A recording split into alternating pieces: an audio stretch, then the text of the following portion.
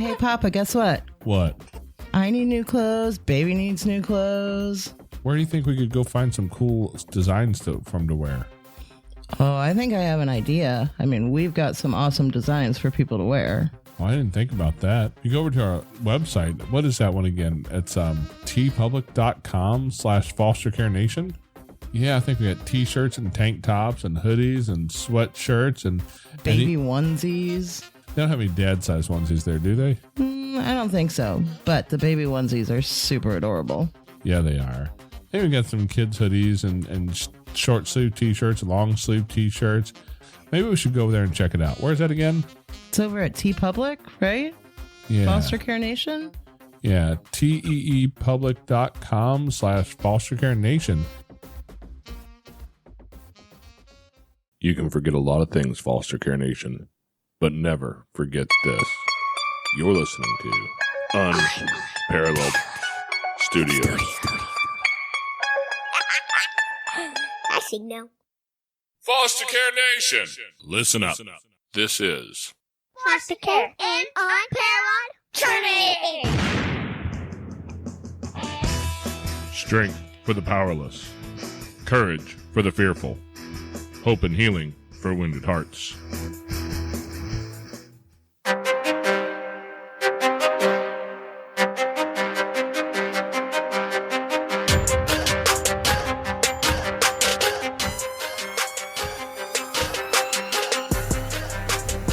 Hello and welcome back to Foster Care and Unparalleled Journey with Jason. And Amanda. We actually got her here today, guys. If you've been listening to the show for long, you know that our life has been stupid busy here lately, and it's about to get that way again.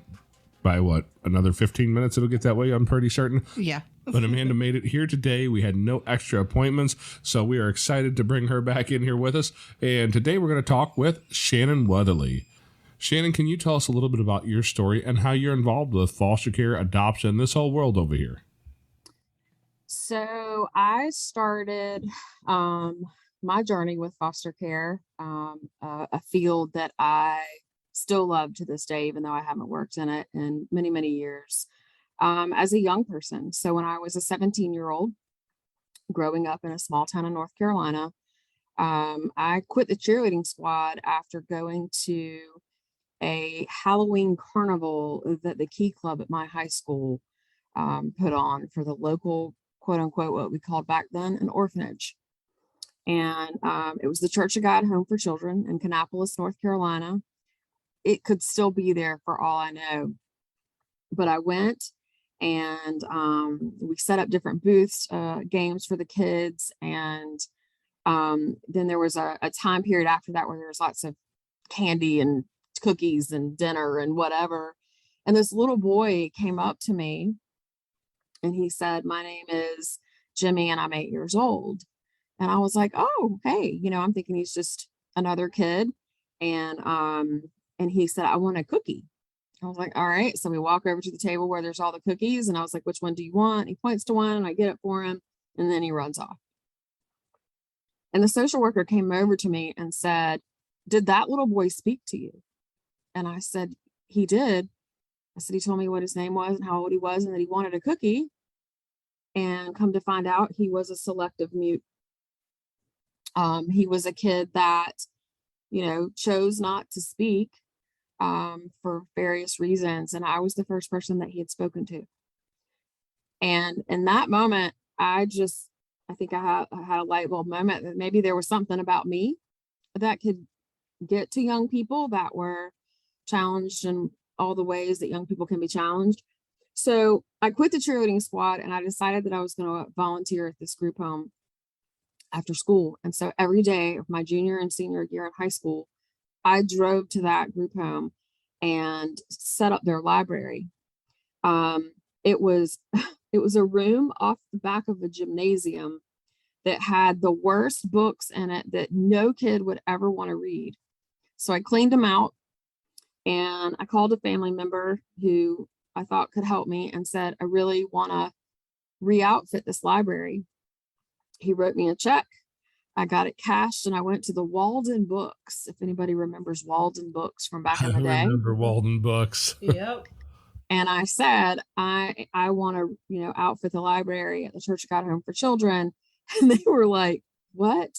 And so they ended up actually calling like a regional manager who heard about what I was doing and took whatever money I had and probably doubled or tripled it. And I drove off in my little car that I had at the time that was a hand-me-down from a hand-me-down, drove to the children's home, went to the local library and got a bunch of those little pockets that used to go in the back of books and the little slips of paper and the stamp back before anything was digital. And I cataloged all those books and set them up on the Dewey Decimal System. I had to learn how to do it. I couldn't tell you how to do it today.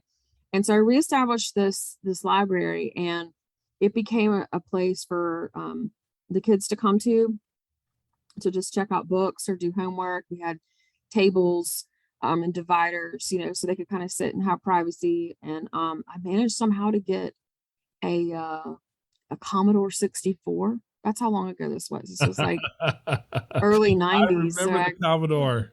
I mean, so got a computer in there, and I did that for my last 2 years. And I just knew at that point that I would always work with young people in that situation.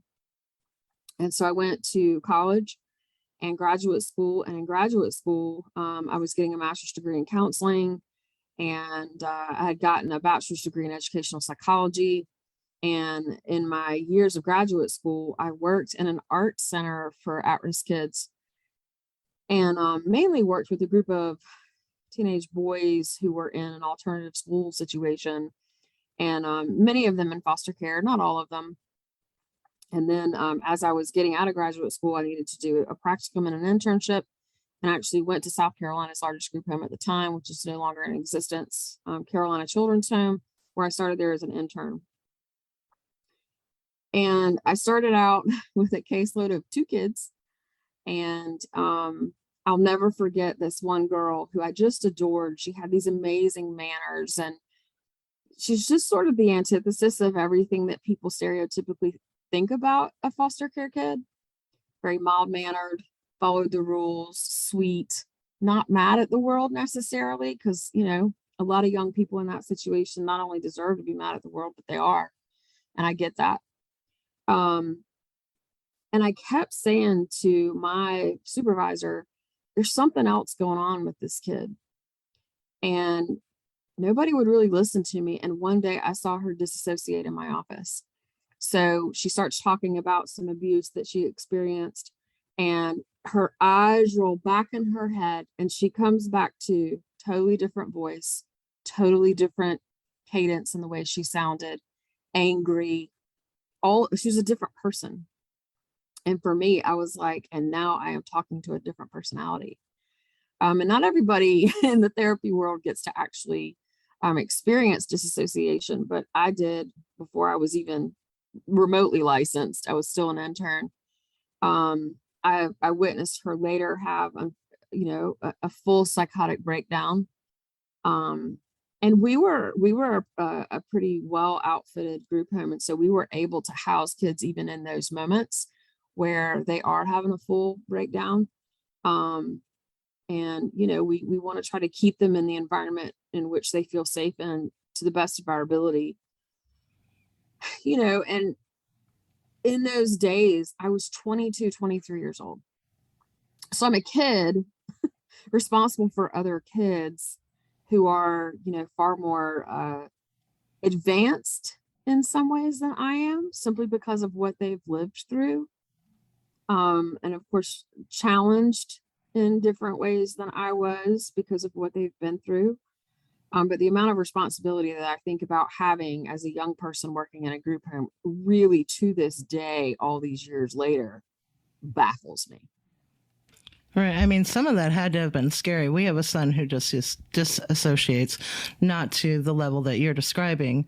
But I mean, I can only imagine what that was like for you. That must have been very scary. Well, I mean, I don't know. I think that it takes, I always say, if you can work in a group home, you can work anywhere. And the reason that I say that is not out of disrespect for the young people, but it is really hard work. And it has set me up for a life where, even today I leave at 5 o'clock and I leave that stuff in the office, because if you don't, you're going to cross over from therapist to client very quickly. It can be scary, but there's also a trick, I think, to being in that work, which is I had to come in every day and in some ways prove to those kids that I was strong enough to be there. And I was really okay with that, because they deserved adults who cared enough to be there. And I did, I loved them. And some of them are still in touch with me today. And that was 23, 24 years ago. So, other things that I've experienced is that no matter how much training and schooling and how many letters I managed to get after my name, there are things that happen in group homes that aren't supposed to happen. You don't want them to happen, but they happen. And a lot of it is because kids are, mentally and emotionally challenged, but they're also sexually reactive. The staff is horribly stressed and underpaid, especially back then. I mean, we're talking 1998, 99, 2000. We were paying direct care staff like minimum wage, which back then I think might have been $5.25 or something. I mean, so to think about if we were paying them $15 an hour, they would have been rolling in money. And they're often working double shifts. Yeah, I remember those days, and $5.25 sounds about right. But Yeah. Here's the thing that blows my mind is that even today, so many places still, I mean, right now, middle of the pandemic, the economy's a weird place. I mean, you can make $15 an hour at a fast food joint, so I don't understand that. But so much of this stuff has been historically staffed by as lowly paid people as we can. Right. My wife used to work, or Amanda used to work for a company that took care of older ladies that had developmental type disabilities and all that sort of stuff. And they start you out at such a low pay rate on a regular basis.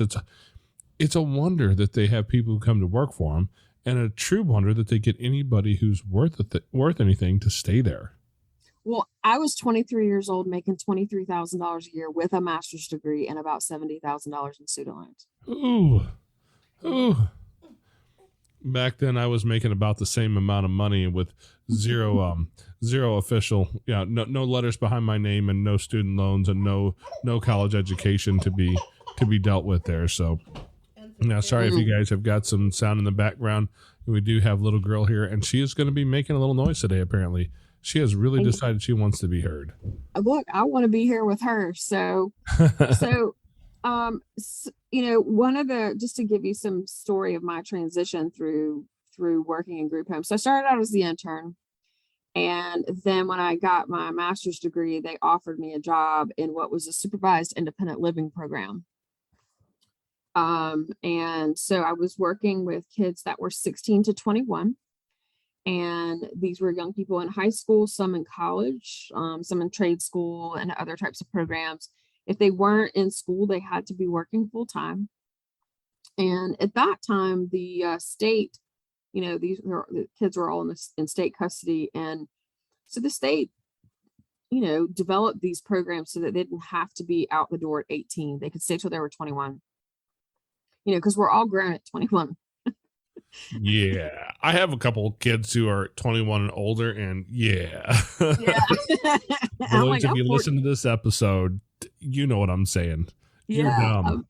I'm 47. I'm 47 and still wondering if I've grown up at all. Right. But so I worked in the supervised independent living program and had some really interesting young people there. I remember my first gang member, who very unstereotypically was a white kid, who took some pretty serious psychotropic meds and had to take vitamin E on a regular basis because he had tardive dyskinesia that was really severe. So for people that don't know what tardive dyskinesia is, it's sort of an involuntary muscle movement. Okay. So a lot of times some of the psychotropic meds these young people would be on, it would make them jerk or their face would move real funny. And so, it made him feel a little more ostracized. So we'd give him vitamin E and it would help. This young man was actually pretty high up in the local gang structure. And it was interesting that he sort of signed himself back into care. Like he'd kind of been running the streets, I think, but, just kind of decided to kind of just give up on that, I guess. Or, I don't really know how we ended up with him. I thoroughly enjoyed him. He was smart and he was intelligent and he would have amazing conversations, and had experienced so much, and what just wasn't what people often again can stereotype with a young person in foster care.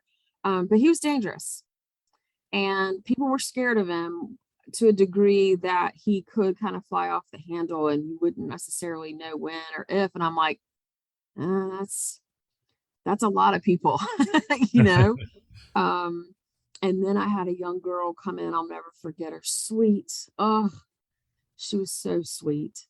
But she was severely schizophrenic, and she would hear all kinds of things that were not there. And one of the first kids I ever had to physically restrain, she was banging her head up against a wall, and I was able to sort of get my arms around her and sit with her and hold her and just tuck my head right in next to her so she would stop, flailing. And she eventually fell asleep in my arms, and I'll never forget it. And I really think she was just a young person who had experienced so much abuse and neglect. And, I got into a place at that point of really understanding what these kids were up against. And it was everything hard. Yeah. Just up against everything hard.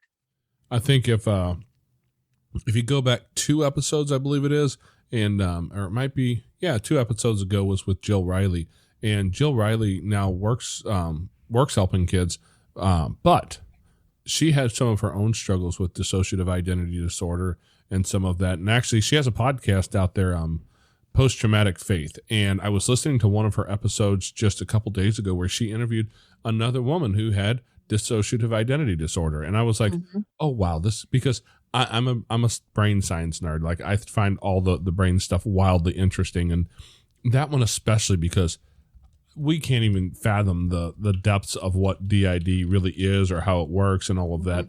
But, the fact that kids are going through this, and we know, if nothing else, we know it is typically a product of what humans do to kids. Yep. And that just blows me away. We know this and people still do it.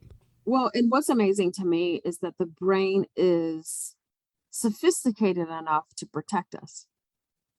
And that is what dissociative disorder really is that your brain is compartmentalizing so that you can survive it. And, thank whomever, God, universe, whatever people believe in, for our body's ability to withstand that. Hey there, Foster Care Nation. We'd like to take a quick minute to step out of the podcast here and ask you guys for a little bit of support. If you could share an episode with people, friends, in a group, with family, anywhere where there's somebody who would like to hear this. Also, if you'd like to join us and support our mission, a couple dollars a month would be really helpful. You can find us on Patreon at patreon.com/fostercarenation. Now back to the show. When I think about, I was having a conversation with somebody at work last week, and this is definitely one of the stories in my career that, I will never forget.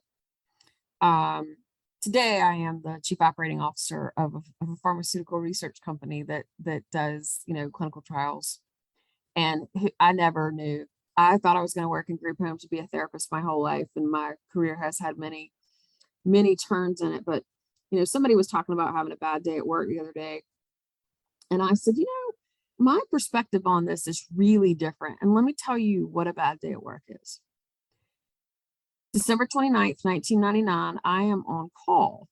So when you work in a group home back then, you shared call, and it was my week to be on call. And I get a phone call from the county coroner, who proceeds to tell me that one of the kids that we had sent home on a home visit for the holidays had been shot in the front yard and had expired. And I was like, expired? Like, what expired? And, yes, Miss Weatherly, he's deceased. And I mean, it's really it was a life-changing event for me, because there was nothing that I had ever studied, nothing anybody ever taught me or told me that could prepare me for that. And so, I have to get on the phone with the hospital, and they're not really wanting to give me information. And I'm like, you have to understand, I have his Medicaid number. So if you want to get paid, you're going to need to share information with me. The dollar sign is usually the pry bar that works. Right. And the kid is technically in our care. I mean, on behalf of the state, they just didn't kind of connect all the dots. And to understand that young man had been mistaken for his older brother, who was an active gang member at the time. It was a drive-by shooting, and he was shot in the head, and they tried to do surgery and save him, and they couldn't. And then it was a Thursday night, and the next day I had to go to work and tell the other 11 boys who lived with him that he was gone and he was never coming back, and then he died on a home visit. Wow. And that's not an easy conversation to have with kids who have already experienced so much loss, who want to go home more than anything, which is always really hard for people who never, worked with young people in foster care. They always want to go home, regardless of what the situation they're coming out of has been. And now this kid has gone home and been shot. How many buckets of trauma does that bring into their life? I have no idea, and I have no idea how we all got through that. All I know is those young men wrapped their arms around me in ways I could not wrap my arms around them. They'd experienced so much hurt and loss and devastation that they actually handled it far better than I did. And so we together as a family, had to kind of go through this young man's funeral, where his mother, who abused and neglected him his whole life, is sitting on the front row wailing and crying. And I understand she lost her son, but I'm the one that made sure he had toilet paper every day. I feel you on that. I have some specific instances where I really feel you on that. And it was I remember in that moment just being really, I felt like gut punched because I was in so much pain from losing him. But I was also like, golly, shut up, lady. Like, he's kind of in this situation because of you. And I wanted everything I could muster to not blame her and be mad at her, but it was hard. It was hard. And I can still hear her as I'm telling it to you now. So when I was talking to somebody at work the other day about a really hard day at work, I said, let me tell you something. A really hard day at work is when you get a phone call from the county coroner telling you that one of the kids in your program has expired. That's a hard day at work. So far, we haven't had any hard days here. I had another hard day. After I actually left the children's home, I went and ran alcohol enforcement teams for the local drug and alcohol prevention agency, and we were out on a proactive event one night, and we get a call that there's been a shooting, and so because we were nearby, we got to go. So we go, and the officers go into the house, and sure enough, there's a deceased male, and I hear over the radio in the car, I hear the person's name. And it was one of my kids from the children's home. And I'm like, this place is going to follow me for the rest of my life. It's sort of how I felt in the moment. I'd probably been gone for 2 years at that point. That's not easy work. And I would say it's hard for me now, being so far removed from it now, to think of it that way, but it was really, really hard work to go do that every day and to know that it didn't matter what I did, or what I didn't do. Those young people had every card stacked against them. And knowing that they were kind of being raised by all these people who work where they live, and then they're going to go out in the world and be expected to be productive. I'm like, I know a lot of rich kids who can't get it together. Amen. with two parents and trust funds and all that junk. But to think of it as these young people who really truly come from a lot of really sad situations, abuse, neglect, what have you, and are expected to make it in life is astonishing to me. It's astonishing to me that any of them do, but they do. Yeah. I'm still in touch with one young man today who has a beautiful wife, 2 beautiful daughters. He's living the dream. And he's worked for it. He went to college and he's worked for it. And I'm so proud of him. I couldn't be more proud of him. And I know a lot of them are still out there. I've had kids track me down over the years, to tell me like, I hated you in the moment because you made me do all the things I didn't want to do as a teenager. But now I understand, and they'll find me and thank me. I lost a couple to gang violence even after that. And probably one of the hardest times I ever had was when one of the young men that I worked with had a really severe case of scoliosis. And he had a 38-degree curvature of the spine. And had he not come into care, he probably would have suffocated and died from it. Ooh. Just a slow, long, painful. I don't know how, I don't know how it ever got as bad as it did, but when you're living in abuse and neglect, this is what happens. And they had to go in and put a rod in his back. And, I had to go to the hospital every day and just be there for him like a person, like a parent would be. I'm 25, 26 years old. And I went in one day and he was sleeping, and the hospital had like a bottle of lotion sitting by his bed. And I just took that lotion and rubbed it on his feet because his feet were dry, because you can't really move a lot. He's just had a metal rod put in his back. And he woke up and he looked at me and he was groggy and he said, "I love you so much." And it could have been the pain meds, but I knew that he knew in that moment somebody cared about him. Yes. And so there's sort of this beauty and this despair in being somebody who's worked in a group home, because you have these moments where you and the young people overcome things together. You see light bulbs go off for them. I had one kid tell me one time after he'd failed several drug screens that I was meaner to him than his mother had ever been. And I said, well, if I'm so mean, pack your and move out. And he was like, "You can't kick me out of here." I said, "Watch me." And I went in his room and started throwing his stuff in garbage bags and put it out on the front porch. And he was like, "Have you lost your mind?" I said, "Not yet, but I might." And he was just sobbing, "You can't make me leave. You can't make me leave." And I was like, "Then get it together, man. Get it together. If you hate it so much here, I'll help you get out. You don't have to be here." And then it was, begging me to stay. And sometimes, like I said, it's always kind of pushing the envelope a little bit of letting those young people know that you're going to show up no matter what. And you might do some wild things in the process to get through, because usual tactics don't always work in situations like that. Kids with trauma rarely respond regularly or normally, if there is such thing, to the things that a quote unquote neurotypical kid will respond to.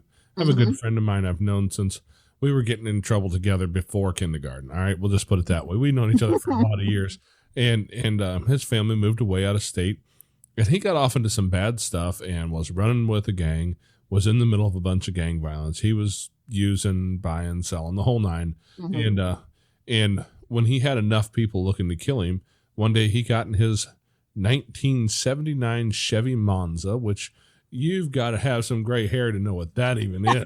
Yes. And he drove that car from Florida all the way back up to Missouri where we live. And he showed up on our front doorstep. And my parents, wow, I was 17 at the time, I believe. And he showed up there and said, "Hey, can I hang out for a while?"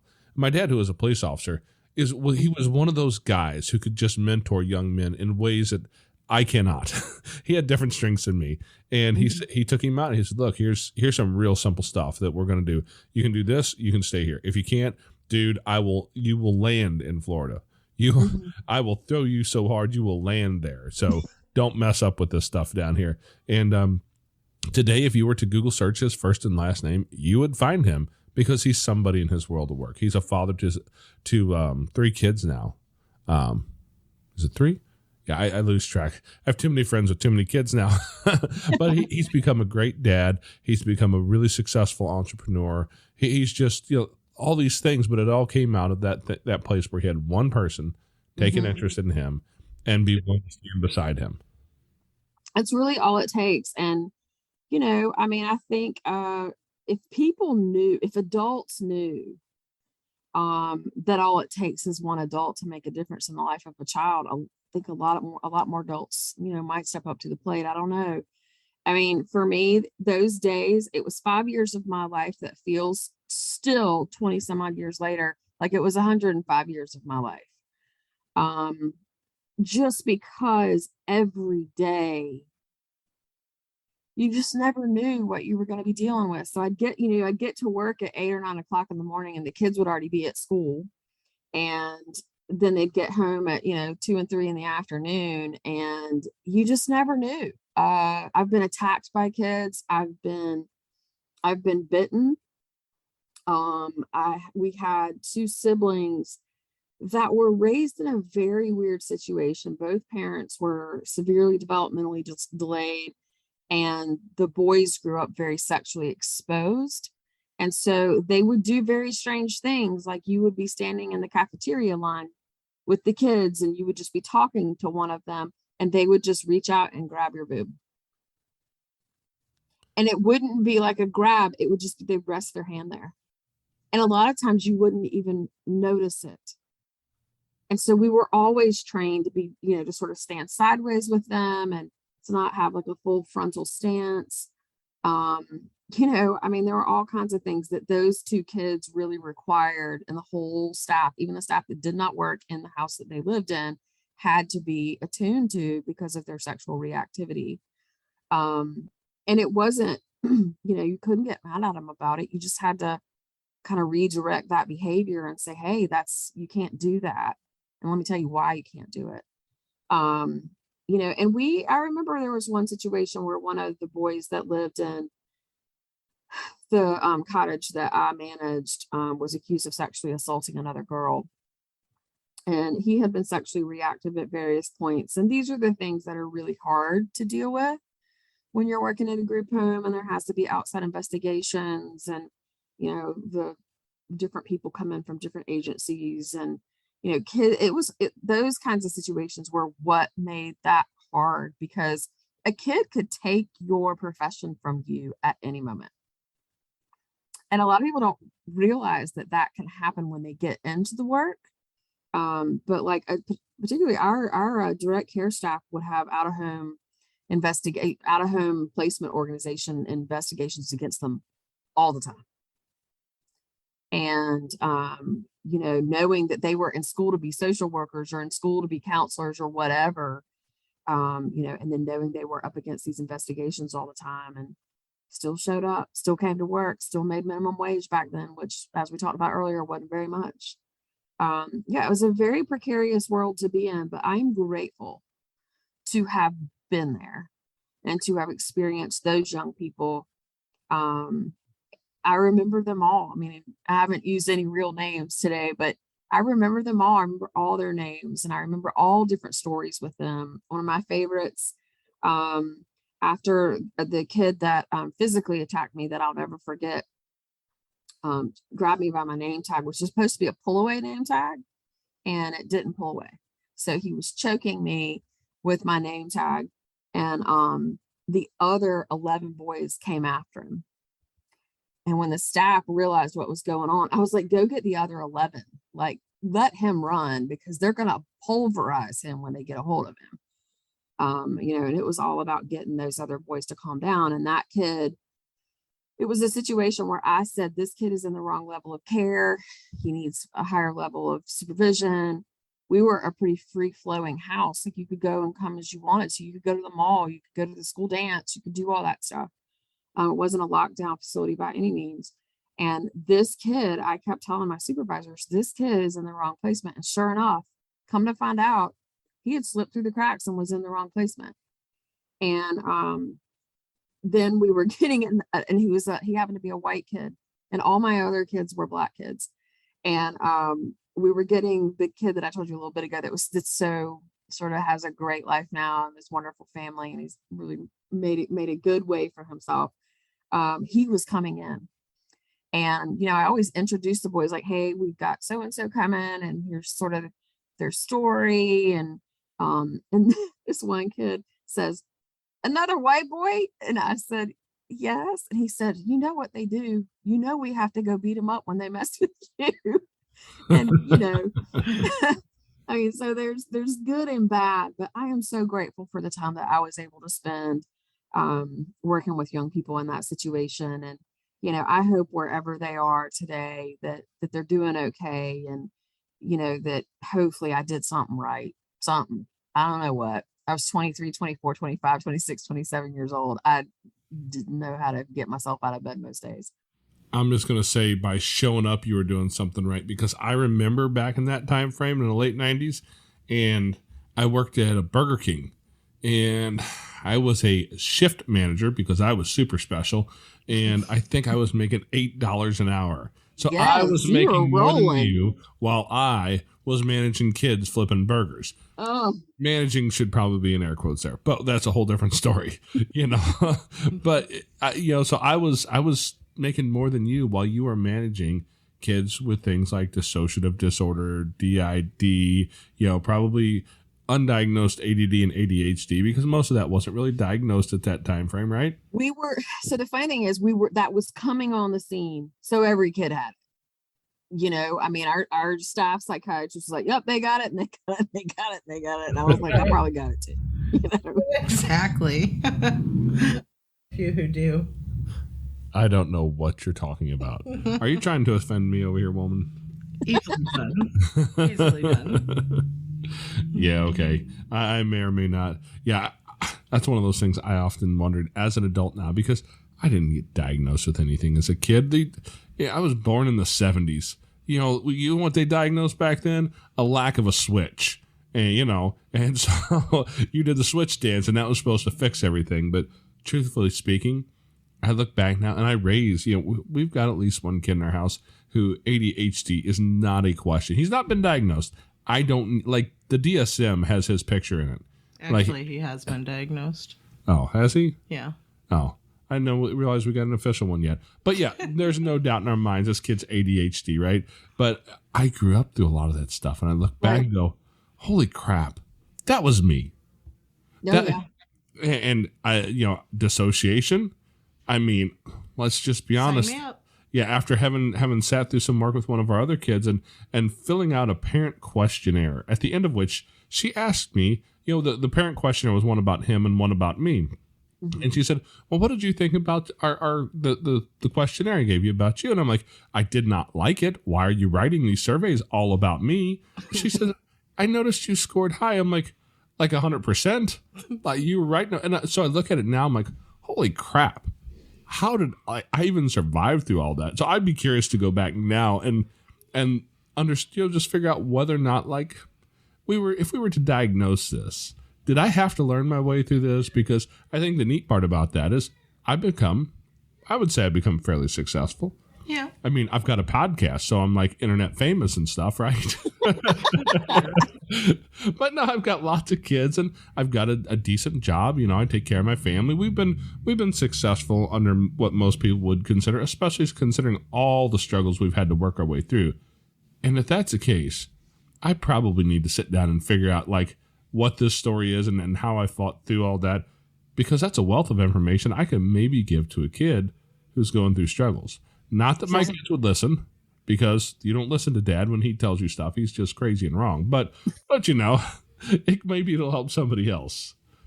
Well, I mean, that's just it, though. I mean, as you said earlier, it just takes one adult. And sometimes that's not your parent.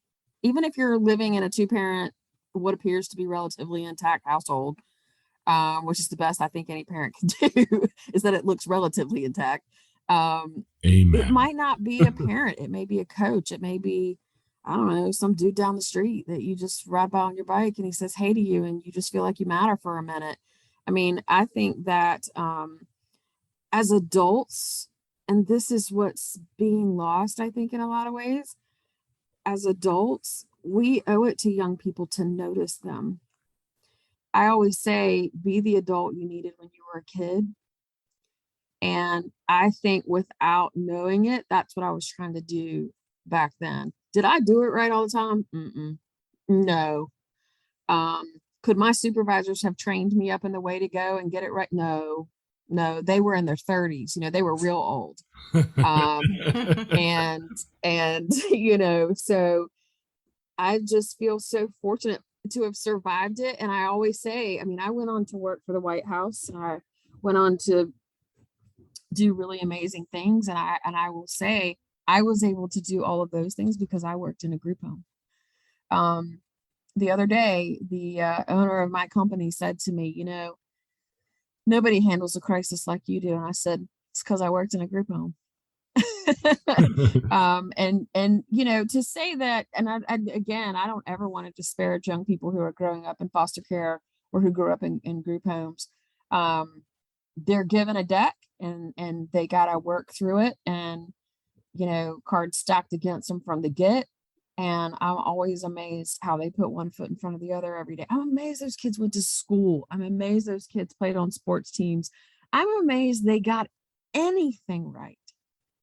Because to think that the people that birthed you abused you and neglected you so badly that they lost you, and you're still making it. I'm having another memory of a young girl who had come to the United States in an immigrant situation. She was not documented at the time. And of course, back then, you know, that I don't even know how we handled it back then. I mean, we handle it crazy today, but anyway, she was pregnant, and the group home that she was in would not allow her to be pregnant there, and we would. And she came in and she had the baby. And of course, that baby is immediately going to go into foster care. And she was devastated. And so the amazing thing is that there was a family that connected with her through their daughter. They were friends at school, and they fought for custody of her child so that she could have her child. And they eventually adopted her. And you know, so there was an immigration issue there, and I think she was like 15. She had a family, but they completely disowned her because she got pregnant. And she, you know, I don't ever remember her being anything but a great mother. And she certainly didn't have a great family to have taught her that. You know, the resiliency of children in foster care is it's not something that I'll ever forget. And you know, again, when I think about a bad day, I remember December 29th, 1999, and losing that kid to a gunshot wound to the head on a home visit. That's a bad day. It puts everything in perspective for me, to remember that. It puts everything in perspective for me to say, today's not a bad day. Today's just a day that doesn't feel great, because I survived that day, being a 20-something-year-old in that job and losing that kid and having to get the other 11 through it. But you know, yeah, It was a great adventure, and I'm really grateful for it. And I'm really grateful to every young person who I ever encountered in that time. You know, you mentioned that bad day thing, and that's one of the things that I've told the story probably too many times at this point. But one day after a long day at work, I came home. I was frustrated. I was aggravated. The boss was being a jerk. Whatever. I don't know. But it was just a difficult day, and we sat down to dinner, and then she was probably 3 or 4 years old. Three. Okay, she knows. So 3-year-old little girl says, "Can I say grace for dinner?" And we said, "Sure, go ahead, baby." And she folds her little hands and bows her little brown eyes, and she says, "Dear God, thank you that my new mommy and daddy aren't dead yet. Amen." And Amanda and I looked at each other, and I kind of looked up, and I thought, all right, I get it. I thought I was having a bad day. Apparently I was being a ginormous puss, and God wanted to point that out really clearly. He did. Oh, yeah. But through the journey with our oldest daughter, all the time she spent at Children's Hospital, I'll tell you something. Anytime you think you're having a bad day, I want you to go down to the nearest children's hospital and find the first precocious little 8-year-old girl with no hair on her head riding around in a wagon and just talk to her. Give her 20 minutes of your time and just ask her questions. And if you don't leave there a changed human, you're not paying attention. Right. When I worked at the Office of National Drug Control Policy, I worked under Director Gil Kurlikowski, who was an amazing man. And Gil's kind of the person that taught me that perspective. He reminded me he'd been a cop for 40 years. And, then he becomes the United States drug czar appointed by President Obama. And he says one day in a meeting with all of us, he said, "I want you to understand that I think a bad day at work is when someone dies. So when you're the chief of police, what you want is to finish each day and nobody dies." And I was like, well, that's a way to look at it. I get that. And there was a picture of him on the 8th floor of our building, which was the floor that he worked on. And it was a picture of him holding an infant, a tiny, tiny baby, tinier than the one you have in your arms, Amanda, who was born drug addicted. And he is crying. He's got tears in his eyes. And, knowing in his heart how hard that was for him to see, but he was also a person who had a tremendous amount of compassion for that mother. That she is drug addicted, and this is not what she wanted for her child. And I think one of the things that I always had to reconcile with was when I would meet the parents of these young people, you sort of walk a fine line between like wanting to wring their neck and just like, and get mad at them, and also understanding that they are probably, there may be substance abuse. They may be being abused in the marriage that they're in. They probably grew up under the same circumstances, and they're repeating the cycle that they know. Those were hard days. And then we had some parents that you could just tell were developmentally just delayed themselves and disabled themselves, who just couldn't get it, just couldn't function as a parent.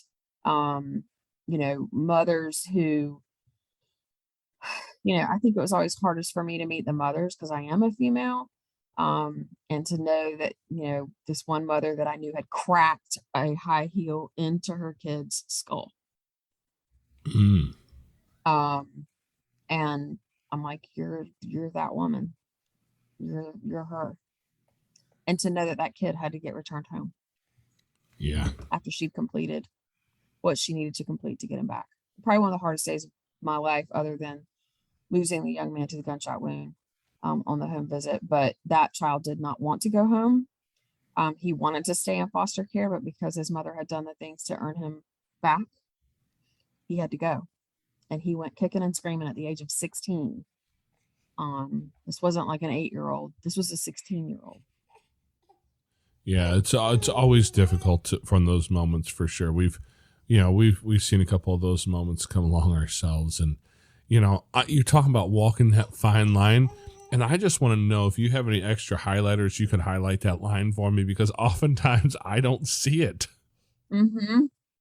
I just don't see the line. It's really easy. It's really easy to fall off the edge of that line and fall towards, because Yeah, and I've probably discussed this on here a time or two in the past, but I have like a mission statement, a purpose statement, and part of that is, protecting God's most vulnerable children, right? And so let me tell you something. If I'm going to make a misjudgment, I'm probably going to make the misjudgment towards being more protective of the child than anything else. Not that that's the right way to do it, but it seems to be the least damaging way. And so that's what I lean towards. I think most people do, really.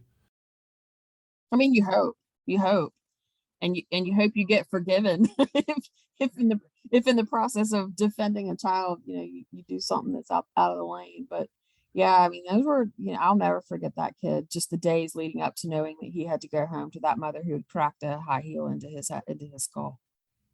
He was found in a park with a skull fracture, a skull break. From a high heel, a shoe. So that's kind of impressive. I mean, there might be a special place in hell for her still. Hey, you might not know this about me, but I do a little bit of blacksmithing on the side. And so they need somebody who's got a good solid air source to really heat that spot in hell up for. I will donate my blower to just get that spot nice and warm. Yeah, it's hard. It is hard because there's a certain level of empathy and angst that we, kind of have to have, because I do think that a lot of the parents that are find themselves in these situations where they're losing their kids because they created abuse and neglect. What is within that person that's what they're doing to their child? I can't imagine what's going on within that person. That's what you're doing. The Gabriel Fernandez, isn't that his name? Yeah. Oh yeah. One of the most famous abuse cases in the entire country and in the history of foster care systems in general. Systemic, repeated abuse that was totally known by the system and totally overlooked. How does a kid go to school with those kinds of injuries on a daily basis? What was going on in his mother that's what she did? I don't know. The world is messed up and beautiful all at the same time. Yes, it is. It is definitely messed up and beautiful at the same time. And I think our job is to, another part of that whole mission statement is, that I have says that I bring chaos to order. And, talking about the lives of God's most vulnerable, right? And that's one of the things that I try to do on a regular basis. And my God, there's not a rule book on how to do that. But it's just take a step. Let's try something. Let's see what else we can do. Let's see if we can help this way or that way. And that's one of the things that most people don't understand, how much of this is truly trial and error. Let's just try and help. Let's just try and help. Both of my brothers are new dads-ish. In fact, one of them just had his first kid a week ago. And, it's amazing to watch them go from, these goofy people that, I've seen as toddlers and infants and college kids themselves become these automatic, like, just beautiful humans that love this other human in a way that, they probably never knew they could love anything. And, it's just so amazing to see them do that. And, humans are really one of the only creatures that doesn't innately love their own from the get. I can't really think of many other animals out there that abuse their own children. So it's an amazing thing to think that the most intelligent species on Earth doesn't automatically come out, of the hospital or wherever, they've had their child, wanting to love it and take care of it and defend it and fight for it in every way possible. It is a great mystery that, unfortunately, I think we will never solve. Well, you are working on the premises that humans are the most intelligent animals on the earth. That's true. That's probably not the truth. Yeah, I've met some that make that statement very challenging. What's that old country song? When I come back, I want to be my dog. They have a good life. That's a really good song. I definitely want to be my dog. She's sitting right next to me, just totally zonked out. Yeah, and my little ones are not zonked out anywhere and not being cooperative today. And y'all have probably heard plenty of noise. I think there was actually a sword fight occurring in the Yes, next room there over a was. few minutes ago. Oh, I can't wait to learn about who won. This little Yeah. one has been an angel this whole time. Well, that's because I have a mute button. You haven't heard all of her fussing. Oh, Every time I had to stand up, that was because she was having a little bit of a fit. But Yeah. she's beautiful. She might be a does. little bit spoiled. she's But a that's little Totally fine. It's how it should be. We picked her up from the NICU at 2 weeks old, and she's 5 months old now, and thriving and doing much better than she was before. So I'm going to take it as a win. Yeah, she's one of those Alright. kids who did not walk out of the hospital with a parent who innately loved her, right? And so there's some work to be done there. She needs to know what that unconditional love is. She was also born an addict. Mhm. So Yeah, so that's part of like our mission. Everybody thinks, oh, I want the babies. The babies they're so you just gotta love them, and you just gotta. I'm like, no. Let me tell you, we've had several addicted babies come to our home, right? That's kind of the place that I tell the workers, if you have an addicted baby, call me. But the truth is that if you have an addicted baby and they come to my house, I know that my job is not to love them when they're cute.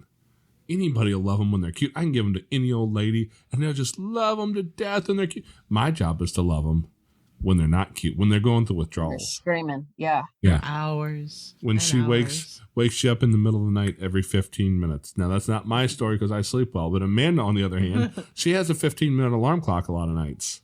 Oh yeah. But The yeah, shakes don't help babies sleep. no. Right. no. So yeah, that's really that's what we see as our job. That's our mission in all of this. Is So how many children have come through your house? we don't have an exact number. Almost 30. Yeah, we think it's somewhere between 20 and 30. Yeah. Like closer to the 30s. This is one of those moments where you wish the podcast people could see my face. I mean, 20 to 30. Okay. I was thinking you were going to be like, oh, 8 or 10. 20 to No, 30. the need is so great. And we Oh, turn yeah. down calls. Yeah. In the past month or so, we've turned down like 2 different calls. But I mean, we need help. Yeah. Actually, the day before we found about baby girl here, I had a call from a worker who had a 13-year-old boy with some attachment related stuff, and I'm like, nope, absolutely not. And she goes, can we talk? I'm like, no, we cannot talk. I am not bringing a 13-year-old boy into my house. I have a 14-year-old daughter. No. Mhm. There are some things I know about the teen years, right? Yeah. Yeah, no, we're not bringing that kind of drama into our house. I don't need that right now. Besides that, Amanda and I really are wired for the younger ones.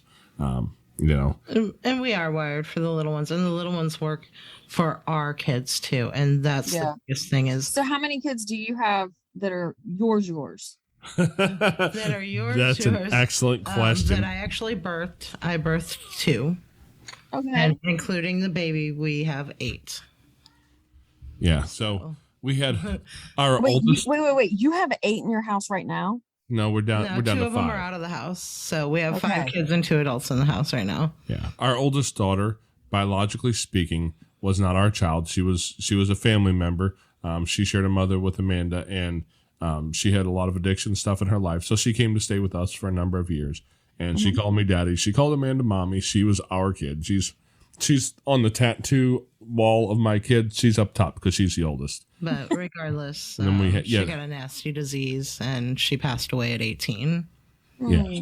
So, So- she would have been 25 this year. And then we have Then we have a 23-year-old, 21-year-old, 16-year-old, 14-year-old, 8-year-old, 6-year-old, 5-month-old. yeah. And Let so me just say this. Y'all look amazing. I don't know about that. You The should eyebags are look real. like you have been run over 18 times by 24 different 18-wheelers in I 7 feel different that way. directions. Y'all look amazing. can I let Thank you know a you. little secret? The doctors told me I've had 6 strokes. They've seen them on MRI. Yes. And I'm like, oh, I've only got, 2 left if I do 1 for each kid, right? I've been amazingly fortunate with the strokes that I've had. They've been in the right place in the brain and fairly small. I've been super fortunate. They think they figured out the problem. And I'm actually going in for another MRI soon to take a look and make sure that there's no new activity. They think they've kind of figured it out. But yeah, I'm not surprised that I have things that that resonate with high stress lifestyles. Oh my gosh. I need a nap. Right? I say that I need a every nap day. and I'm not living this. I say that 5 times a day. Plus I work a 60+ hour a week job. I've got, we do the podcast. We have 5 kids in the house. We have a lot of special need type stuff going on. Lots of therapists. All the stuff that we the do. Therapy appointments are real. Yeah. Somewhere in the good book, God says something about heaven being a place of rest. And I'm just thinking, I'm looking forward to a rest. Well, and having allowed all those children into your lives, you're certainly owed a spot. So, well, I'm not gonna get too needy more than yet. that, but yeah, we've adopted 4 officially. Yeah, our youngest 4 were adopted through the system, so that's kind of how we've come to it all. The youngest 2 were actually very, very well. Frankie was brand new. He came out of the hospital, and then our second oldest, he was very young when he came to stay with us.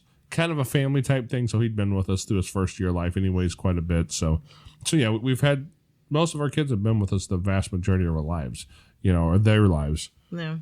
The other 2 were, I think, 2 and 3 when they came here. Yeah. Yep. So we've had a lot of very young kids, which means a lot of years to really build that stress level and a lot of experience to try and help other families out with. It's one of the things I've considered, just trying to figure out how to maybe even help individuals out with, to help coach somebody through something that they're going through, because man, some of the stuff we've seen, the conversations, the things that happen in these homes, as I'm sure of having worked in a group home, just the other day, my 8-year-old and 6-year-old are having a, some sort of a Cobra Kai something or other fight. I don't know. It was all in good fun at some moment. And then my 8-year-old turns and looks at me. He shakes his hand. He goes, "Man, Dad, his face really hurts my hand." So you can only imagine the depth of some of the other stuff that we deal with in this house. That like I said, working in a group home with teens, I can't imagine the level of things that you've seen and heard. And that's why I think this is important to tell these stories, so people know, like, number one, you're not the only one. no. Your kids are not the only crazy ones. Trust me, we've met crazier. They exist in droves. And I don't even think of them as being crazy. I think of it as all of this behavior that is not typical is the result of abuse and neglect. Yes. Like, this is what happens to people. And now, I still very much adhere to my mental health and paying attention to my own mental health, that of others, people that I work with. And, even as very high functioning adults, just the things that we go through in normal, natural, quote unquote, families, it can be hard. So imagine, so when you couple that and pile on top with, abuse and neglect, kids in foster care are lucky they make it at all, I think. Yeah. And especially once they're out of the system, if they've not been with a stable foster family and they've been more institutionalized, and luckily the group home system has dwindled quite a bit so that young people are in more therapeutic foster homes. But still, it's, I can remember getting kids that would be, they're usually like 15, 16 by the time I would get them.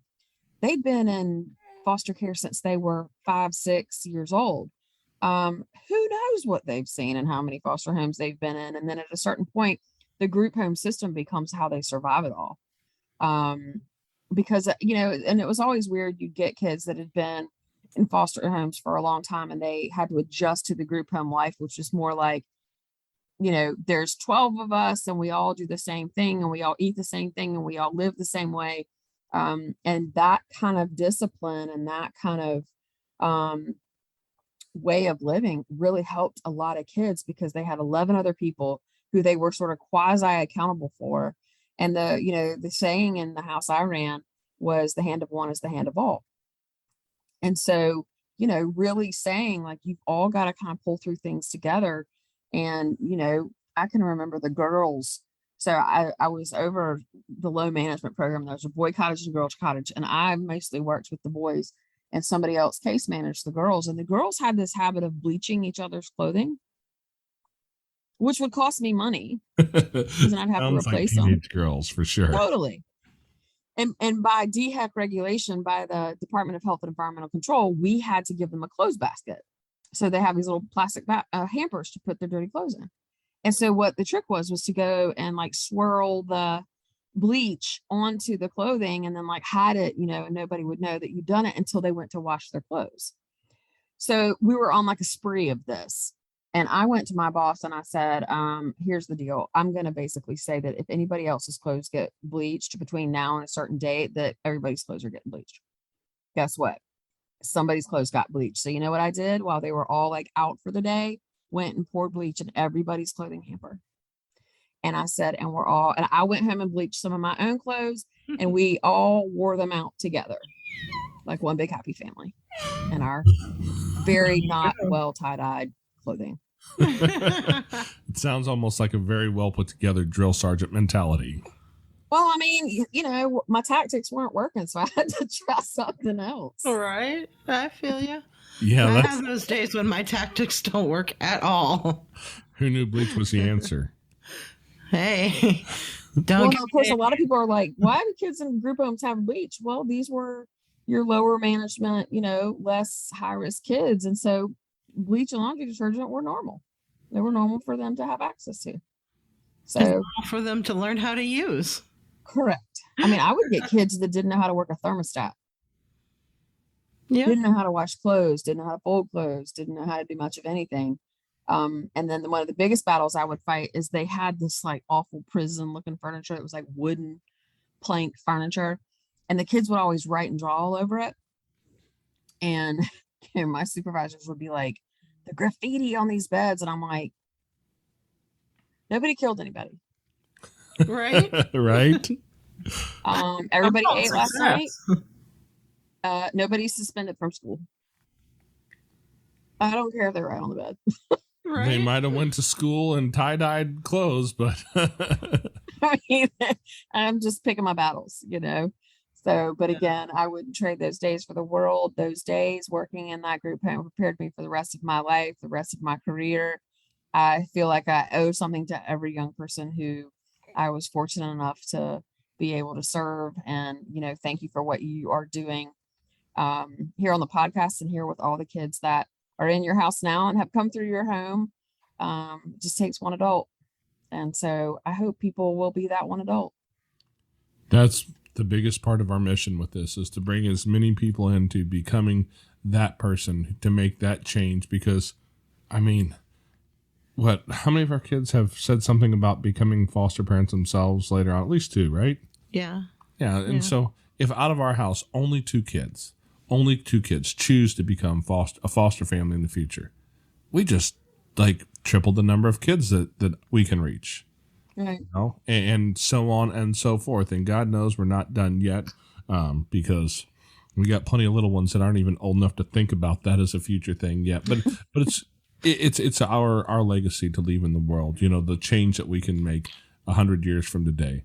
The world will be different because you lived in it. Now, if that's going to be a wonderful legacy that means you helped a lot of people and did amazing things, that's awesome.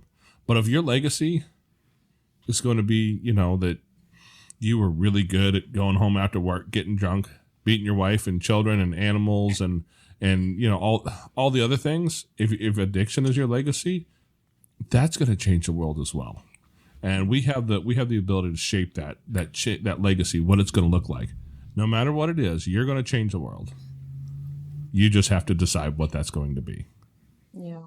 And it sounds to me like, you know, from 8-year-old little Jimmy all the way up, you have been one of those people who's been really able to connect with a lot of kids and make that difference in lives, because for whatever it is that they see in you, they connect with you. You've made choices that allowed you to connect with young kids who need somebody. And, you know, I just want to say that out loud, because not everybody in a group home or any government job gets told that, and told that, you know, that's some of the amazing stuff. And I just want to thank you so much for coming in here and telling some of your story around this stuff. And we look forward to maybe, potentially, possibly hearing you tell some more stories about your life coming up in the next, let's see, when this comes out, if you're listening to this now when it first comes out, you only got a couple weeks left until you need to get onto Apple Podcast, or if you're the Android guy like me, there's about a million other podcast apps that you can look up. Look for 126 Days, Stories of Life and Work, and hear part of Shannon's story, because she's got a podcast getting ready to go live here in a couple weeks that we need to listen to. Because it sounds like you've had quite the interesting world and life and experience, and for you to hear you interview some other people and talk with these things, you've got a legacy. I'm just going to let you know you're leaving a wide legacy. I can't wait for the podcast to come out. 126 Days, Stories on Life and Work is just that. It's stories of how life and work intermingle. Sometimes life changes your work, and sometimes work changes your life. And for me, it's been that my work has impacted and changed my life over and over and over again.